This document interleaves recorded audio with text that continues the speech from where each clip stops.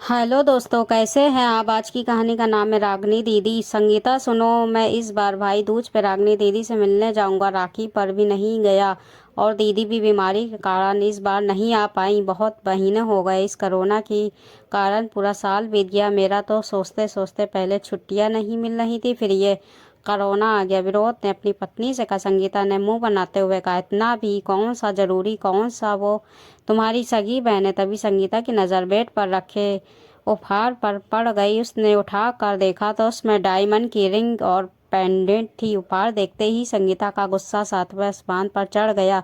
संगीता रागनी को बिल्कुल भी पसंद नहीं करती थी। रागनी विनोद की मौसी की लड़की थी, लेकिन रागनी ने विनोद को हमेशा अपने सगे भाई से भी बढ़कर प्यार किया। वो स्वभाव से शांत, हंसमुख और सुलझे हुए विचारों की थी।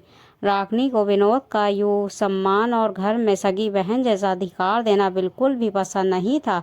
संगीता ने उपहार देखते ही विनोद को गुस्से में कहा, विनोद, तुम्हारा दिमाग ठिकाने है कि नहीं जो उसको इतना महंगा उपहार दोगे। तुम भूलो मत, वो तुम्हारी सगी बहन नहीं, सिर्फ एक रिश्तेदार है। अपनी बहन को गिफ्ट करते तो मैं मना नहीं करती, लेकिन अगर तुम हर रिश्तेदार को इतने महंगे उपहार दोगे, ये बात ठीक नहीं।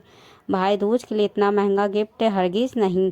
मैं ये अपने पास रखती हूँ। मेरे पास कुछ कुछ मिली साड़ियों के गिफ्ट हैं, उनमें से एक साड़ी लाकर देती हूँ, वो दे देना उन्हें। संगीता इतना कहकर वहां से गिफ्ट लेकर जाने लगी। तभी पीछे से विनोद ने संगीता को रोकते हुए कहा, रुको संगीता, गिफ्ट मुझे वापस दो। वो मैं रागनी दीदी के लिए लेकर आया था और मैं उन्हीं को दूंगा। और क्या कहा तुमने कि वो मेरी सगी बहन होती तो मैं तुम मना ना करती। वो तुम्हारी गलत फहमी दूर कर दूं कि वो मेरे लिए मेरे खून के हर रिश्ते से बढ़कर है। तुम शायद भूल गई हो कि आज हमारी शादी और मेरा डॉक्टर होना दोनों उन्हीं की देन है। अगर पापा के जाने के बाद उन्होंने भी मुझे रिश्तेदार समझा होता तो आज मैं डॉक्टर ना बन कर शायद कहीं चपरासी होता। उन्होंने अपनी तनख्वाह मुझे पढ़ाने में खर्च की। उनको किसी महंगे उपहार की ज़रूरत नहीं, क्योंकि वो खुद ही इतनी सक्षम है कि हर महंगी सस्ती चीज़ खुद के लिए ले सके। और तुम्हें अच्छे से पता है कि वो इससे ज़्यादा डिज़र्व करती हैं।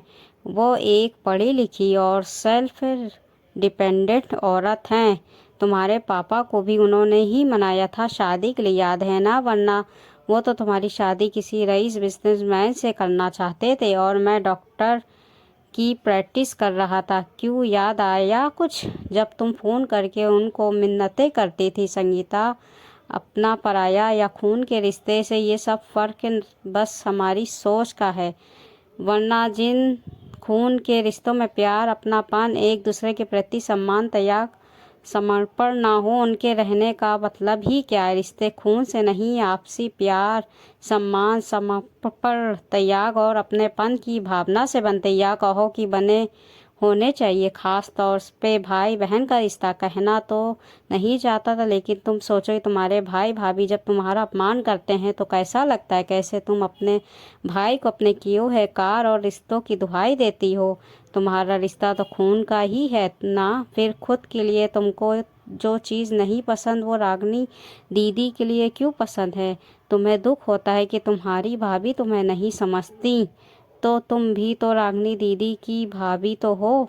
तुम क्यों नहीं अपनी भाभी की तरह व्यवहार कर रही हो। मेरा इरादा तुम्हारा दिल दुखाना नहीं था, लेकिन मैं अपनी बहन का अपमान भी बर्दाश्त नहीं कर सकता। संगीता की नज़रें आज झुक गईं। उसने कहा, विनोद, तुम सही कह रहे हो। मैं भूल गई थी कि एक बहन को भाई से सिर्फ मायके का प्यार और सम्मान चाहिए होता है। रुको, मैं भी अपना सामान रख लेती हूँ। मैं भी तुम्हारे साथ चल कर उन्हें मिल लूंगी। विनोद और संगीता भाई दूज के दिन रागनी से मिलने उसके घर पहुंचे। रागनी के चेहरे पर उन दोनों को देखते ही खुशी की लहर दौड़ गई।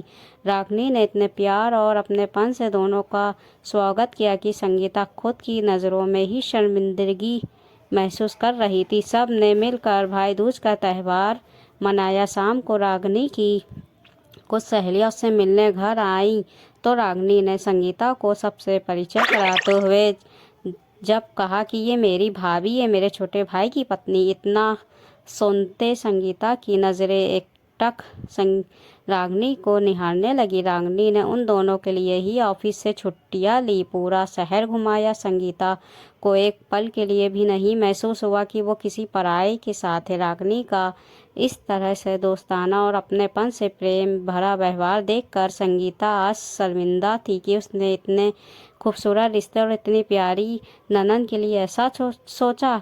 वहाँ से लौटते वक़्त संगीता रागिनी के गले लग गई और कहा, दीदी आपका इंतज़ार रहेगा, जल्दी आइएगा। दोस्तों, ये कहानी अच्छी लगी तो कहानी को लाइक सब्सक्राइब ज़रूर करिएगा।